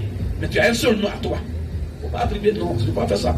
Donc, on va t'aider Hein? Voilà, vous voyez le temps est très avancé. On va t'aider rapidement. On va dans minutes déjà. Alors, je t'ai posé la question là pour bien t'aider. Quand il a dit, quand tu dis premier là, c'est Dieu là. Il t'a demandé, mais Dieu, c'est Dieu qui te dit premier là. Quel est son nom? C'était il a demandé. Tu vois. Donc, ce que tu as lu là, frère, ça parle de la même personne. Ça parle du Seigneur Jésus dans plusieurs, c'est-à-dire dans de différentes positions.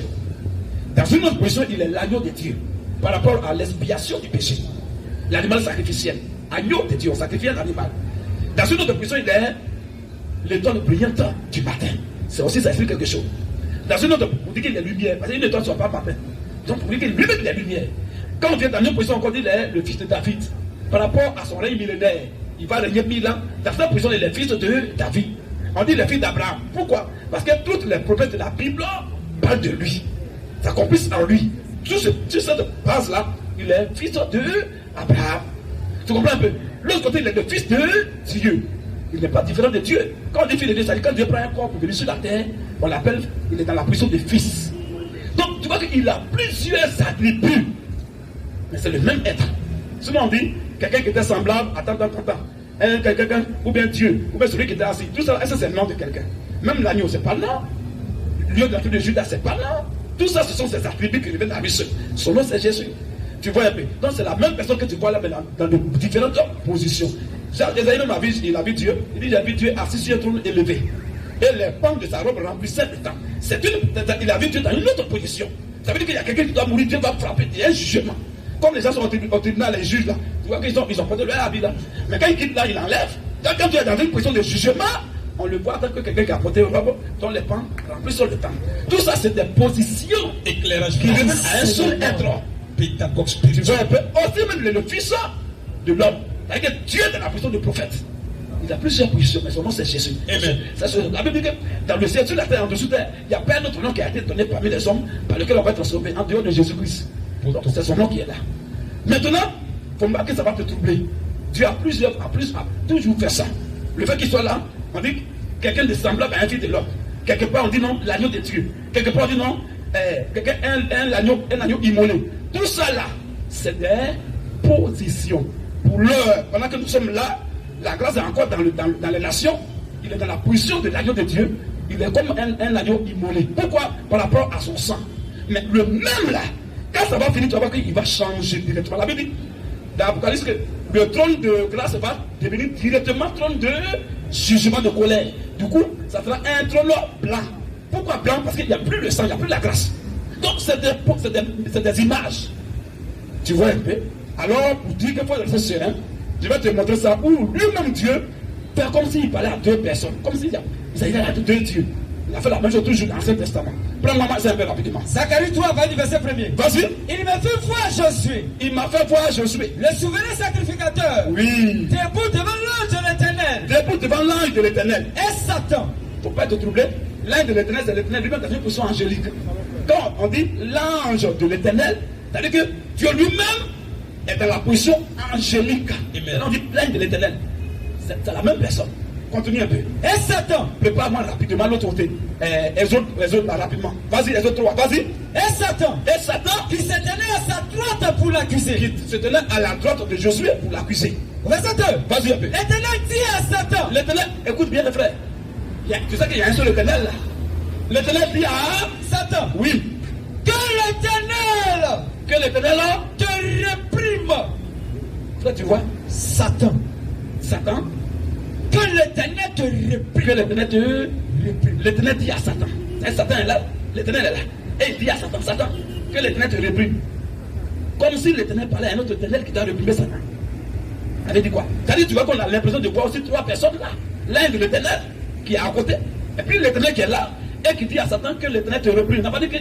Il n'a pas dit Satan, il va te réprimer. Il n'a pas dit ça. Il dit que l'Éternel te. Pourquoi même dire que je vais te réprimer, mais que je te réprime. Mais dit que l'Éternel te. Comme s'il y avait l'un de l'Éternel à part, il y avait l'Éternel à part, et il y avait un autre Éternel qui va réprimer Satan. Question. C'est la même personne, dans des positions différentes.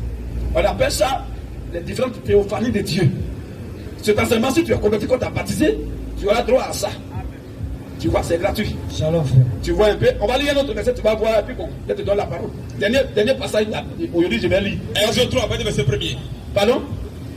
Vas-y, oui. Très bien, prépare ça, vas-y. Moïse faisait perdre le troupeau de Jétro.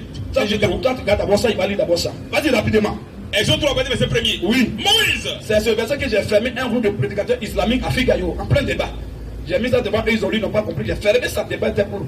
Point final, ah, on ne va pas loin.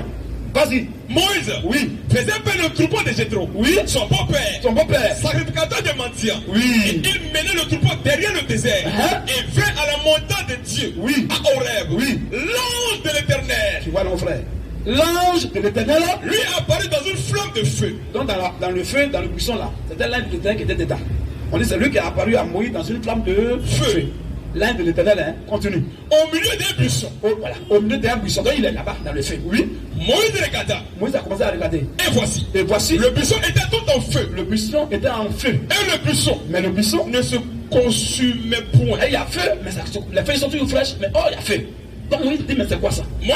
Moïse dit, je veux me détourner pour voir. Je veux me détourner pour voir. Quelle est cette grande vision? Bon, quelle est cette grande vision? Et pourquoi? Et pourquoi même le buisson ne se consume point? Et en feu, mais ça ne brûle pas. Ça ne se consume pas. Pourquoi? L'Éternel vit. L'éternel qui? L'éternel. Frère, qui était dans le feu tout à l'heure? On dit l'un de l'éternel, non? Il était dans le feu, mais on dit quoi? L'éternel. On dit il y avait l'un de l'éternel dans le feu. Mais là, quand il faisait se détourner, la Bible dit quoi? L'éternel. L'éternel vit qui se détournait pour voir. Vit qui se détournait pour voir. Et Dieu l'appela. Et qui? Et Dieu. Donc, l'un de l'éternel, Dieu. Comme s'il y avait trois personnes. Question. Oh, c'est la même personne. Donc, il ne faut pas que ça va se troubler. Voilà, c'est les images dans la Bible, comme voilà, parabole. Pour que Dieu, par sa grâce, il donne l'esprit à ses enfants, qu'on décode ça. Et je demande à dire que c'est à nous que cela a été donné, pour comprendre les choses de Dieu. Tu vois un peu. Donc c'est la même personne en fait. Voilà pourquoi tu vas voir que Jésus, il est avocat. Tu sais qu'il est avocat. Ah, comment il est avocat? Ah, puis, et puis il est l'agneau de Dieu pour le sacrifice, et puis encore il est juge. Le même individu. À quel moment il est juge? À quel moment il est avocat? Et à quel moment il est l'agneau? Tu vois, le même individu. Donc, il ne faut pas que ça va te troubler. 2 Timothée 4, verset 1er. Vas-y, on termine par ça, pour qu'ils comprennent mieux. Oui. Je t'en conjure. Mais là, le niveau intellectuel encore va intervenir. Oh, je ne vais plus le fatiguer. Bon, vas-y. Je t'en conjure. Je t'en conjure. Devant Dieu. Devant Dieu. Oui. Et devant Jésus-Christ. Avant de dire le verbe du bloc là, virgule. On dit je t'en conjure devant Dieu et devant Jésus-Christ. Le et là, son analyse grammaticale, c'est quoi? Le et. L'addition. Addition. Oui, bien sûr. Donc, un connecteur logique d'addition. Ça peut additionner deux choses, bien deux individus, bien deux. Voilà. Donc, ça veut dire que si je dis devant quoi et devant rusophone, le verbe va être au pluriel, oui. Il y a deux personnes là. Oui, normalement, oui. Voilà, c'est comme ça. C'est comme ça doit être fait, normalement. Mais là, ici, on dit quoi? Je t'en conjure. Je t'en conjure. Devant Dieu. C'est pas où. Par exemple, on dit devant Dieu ou devant Jésus. Ça veut dire c'est pas les deux, mais c'est l'un des deux. Mais quand on dit devant Dieu et, ça additionne Dieu et Jésus. Le verbe doit forcément s'accorder au pluriel. Alors, je t'en conjure. Je t'en conjure. Devant Dieu. Devant d'une part Dieu et devant Jésus-Christ. Et d'autre part devant Jésus-Christ. Qui doit. D-O-I-T. On ne dit pas qu'il doit enfin. 2 Timothée 4, c'est à cause de ça que je t'ai demandé tout à l'heure de Dieu qui était là-bas. Quel était son nom? Ça veut dire qu'il t'a posé ça. Mais si tu avais compris, tu connaissais le nom de Dieu, tu n'avais pas le différencier de Jésus. Tu vois un peu? Donc tu vois déjà que devant Dieu et devant Jésus-Christ, qui on dit qui doit. On n'a pas dit qu'il doit avoir, mais qui doit. Pourquoi on dit et? On additionne et on dit qu'il doit. Le verbe c'est pourquoi? Continue même un peu. Qui doit juger les vivants et les morts. Vas-y un peu. Et au nom de son apparition. On dit de leur apparition. Alors on a additionné deux individus là. Dieu à part, Jésus à part. On dit devant Dieu et devant Jésus-Christ. Et on dit son apparition. Et encore. Et au nom de son apparition. De son apparition. Et de son royaume. De son royaume. Frère, tu comprends maintenant? Oui, un peu, oui. Pourquoi on l'a dit? Dieu et Jésus, et puis on dit qu'il doit. Excusez-moi, je peux avoir la référence s'il vous plaît. 2 Timothée 4, premier. 2 Timothée, il y a 1 Timothée, 2 Timothée 4, 1. Premier. C'est en conjure devant Dieu et devant Jésus-Christ, c'est-à-dire qu'il doit juger les vivants et les morts, au nom de son apparition et de son royaume. D'accord, d'accord. Merci bien. Pourquoi on dit qu'il doit? En fait, pourquoi est-ce que j'ai demandé à voir justement, bon, c'est pas pour contredire, en fait, j'ai compris ce que vous avez dit, mais par rapport à ce verset et par rapport aux règles grammaticales, lorsqu'il y a 2 virgules dans une phrase, ce qui est dans la virgule peut être supprimé. On est d'accord, hein? Ça, c'est dans la Bible, là. Non, en fait, c'est en français. On est en contexte. Mais en français, là, je comprends. les gens nous enseignent souvent beaucoup le faux français à l'école. Hein. Vrai français, là, le langage biblique, là, c'est vraiment un langage très cohérent. Sinon, en français, souvent, là, il y a des choses, quand il va te dire, tu vas pas, en français, on ne peut pas accepter ça. Pourtant, Dieu accepte ça. Même dans la Bible, même, il a dit, mon père et moi, nous sommes un. Je lui dis, mon père et moi, nous sommes un. Dieu, quand il père et enfant sont un, pourquoi? Oh, tu sais que ça ne peut pas tenir de façon logique humaine. Mais là, ça tient. Alors, devant Dieu et devant l'Église, c'est pas avec des virgules même. Même si on a mis virgule, comment on a dit toi et moi, le verbe là va s'accorder. Non, si on veut le cas supprimer, mais toi et moi là, c'est plus elle qui vient. Où je viens t'emmener, c'est pour te dire qu'on a dit devant Dieu et devant Jésus-Christ, le verbe au singulier, pour dire que ça là, c'est pas 2 individus. Dieu là, son nom c'est Jésus-Christ. Et c'est lui qui va apparaître. C'est lui qui a dit je viens bientôt. C'est lui qui a dit à Pilate, mon royaume n'est pas de ce monde. C'est lui qui va juger les gens. Tout le monde, les maisons sont au courant, c'est Jésus qui va juger. Tu vois. Donc, devant Dieu et devant Jésus-Christ, il doit juger. C'est correct. Il n'y a pas de faute, il n'y a pas quelque chose à supprimer là-bas. C'est parce que le nom de Dieu, c'est Jésus-Christ. Ce ne sont pas 2. C'est encore pour t'aider à comprendre la question que tu as posée là-bas. Pourquoi tu as en train de voir 2 personnes là? Ça veut dire que c'est la même personne en fait. On va s'arrêter là, frère. On ne donne pas tout, il a déjà mangé beaucoup. Ouais. Hein? Tu vois un peu, non?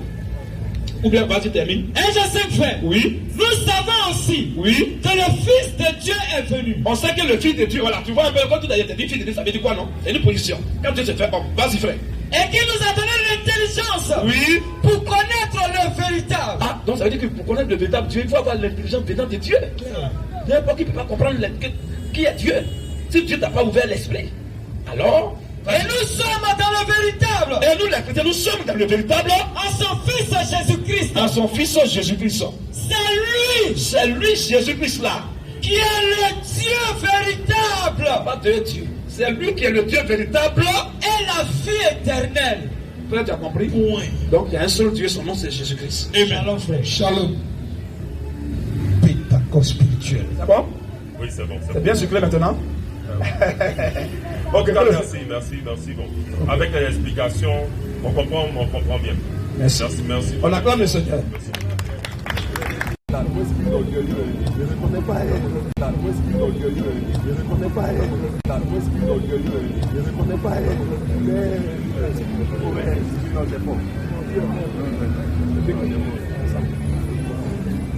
Il y a un verset de pour appuyer encore ça en fait, il gardait sa foi. Israël à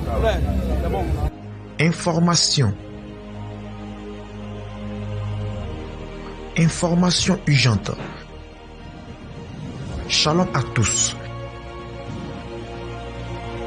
Une cotisation de 100 €, soit 65 000 francs CFA par personne est lancée pour l'achat d'un lieu de prière. De ce fait, tous ceux qui désirent nous venir en aide sont priés de contacter le numéro suivant: plus 225 07 77 23 76 51. Merci pour votre participation et que Dieu vous bénisse. Tu ne connais pas ça que moi.